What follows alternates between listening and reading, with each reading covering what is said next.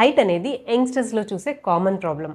ఎదగాల్సిన వయసులో హైట్ పెరగకపోతే ఆ ఏజ్ దాటిపోయిన తర్వాత మీరు ఎంత ప్రయత్నించినా సరే హైట్ పెరగరు. పేరెంట్స్ అందరూ ముఖ్యంగా గుర్తుంచుకోవాల్సింది ఏంటంటే మనం హైట్ పెరగడానికి 60-80% మన జెనెటిక్సే కారణం.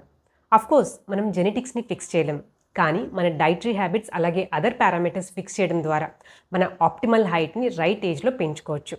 So this video is all about increasing your height. Hello, నేను మీ పాబ్ని, qualified nutritionist and health coach. Complan తాగితేనో లేదో బూస్ట్ తాగితేనో హైట్ పెరుగుతారని ఈ టీవీ యాడ్స్ చూసి పేరెంట్స్ అందరూ కూడా పిల్లలకి డబ్బాలు తాగిస్తూ ఉంటారు. But it doesn't work that way. Height పెరగడానికి మేజర్గా జెనెటిక్స్ ఒక కారణమైతే మిగిలినవి వచ్చి మన థైరాయిడ్ హార్మోన్, పిట్యూటరీ గ్లాండ్, అలాగే మన ఎక్సర్సైజ్, డైట్ ఇంకా స్లీప్ అనేవి కూడా మేజర్ కాంట్రిబ్యూటింగ్ ఫ్యాక్టర్స్. పిల్లల్లో హైట్ పెరగడానికి ముఖ్యంగా రైట్ ఏజ్లో రైట్ న్యూట్రిషన్ అండ్ యాక్టివిటీ అనేది చాలా అవసరం. న్యూట్రిషన్ విషయానికి వస్తే వాళ్ళకి రా మెటీరియల్ అనేది చాలా ఇంపార్టెంట్. రా మెటీరియల్ అంటే బోన్స్ ఇంకా మజిల్స్ పెరగడానికి కావాల్సిన డైటరీ సోర్సెస్. ఎదిగే పిల్లల్లో వాళ్ళ డైట్లో రోజు కూడా ప్రోటీన్స్, కాల్షియం, వైటమిన్ డి అలాగే హెల్తీ ఫ్యాట్స్ ఉండేలా చూసుకోండి. ప్రోటీన్స్ అనేవి మన బాడీకి బిల్డింగ్ బ్లాక్స్ లాంటివి. అడల్ట్స్కి 1 gram of protein per KG body weight అవసరమైతే అదే ఎదిగే పిల్లల్లో అయితే 1.5 నుంచి 2 గ్రామ్స్ వరకు అవసరం అవుతుంది. వాళ్ళ డైట్లో ముఖ్యంగా బాయిల్డ్ ఎగ్స్ అని, వేరుశనగలు, nuts and seeds, soybean, soya chunks, అలాగే పాల ఉత్పత్తులు అంటే పెరుగు, పన్నీర్ ఇవన్నీ కూడా ఇవ్వచ్చు. హైట్ పెరగడానికి బోన్ గ్రోత్ కూడా చాలా ఇంపార్టెంట్. ఎముకలు బలంగా పెరగాలంటే కాల్షియం అనేది చాలా అవసరం. వాళ్ళ డైలీ డైట్లో కాల్షియం రిచ్ ఫుడ్స్ ఎక్కువ ఇంక్లూడ్ చేయండి. లైక్ నువ్వుల పొడని, రాగి జావని, అలాగే ఆకుకూరలు అంటే తోటకూర, మెంతుకూర, మునగాకు, పొనగంటి కూర ఇవన్నీ కూడా ఎక్కువ ఇంక్లూడ్ చేయండి. మరింత కాల్షియం కోసం వాళ్ళ డైలీ డైట్లో పాల ఉత్పత్తులు ఉండేలా చూసుకోండి. అంటే పాలు, పెరుగు, మజ్జిగ, పన్నీర్, చీజ్ ఇలాంటివన్నీ కూడా. రోజు ఒక గుప్పెడు నట్స్ అండ్ సీడ్స్ ఇస్తూ ఉండండి. అలాగే చేపల్లో కూడా మంచి కాల్షియం ఉంటుంది.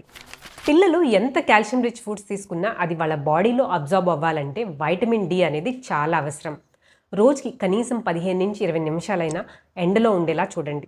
ఒకవేళ డైలీ రొటీన్లో అది సాధ్యం కాకపోతే కనుక కనీసం వాళ్ళని సండేస్ అన్నా బయటికి తీసుకెళ్ళి ఎండలో ఆడనివ్వండి. డైట్ తర్వాత హైట్ పెరగడానికి ముఖ్యంగా అవసరమైనది ఎక్సర్సైజ్. మన బాడీకి యాక్టివిటీ, మూమెంట్ ఇంకా స్ట్రెచింగ్ అనేది చాలా అవసరం.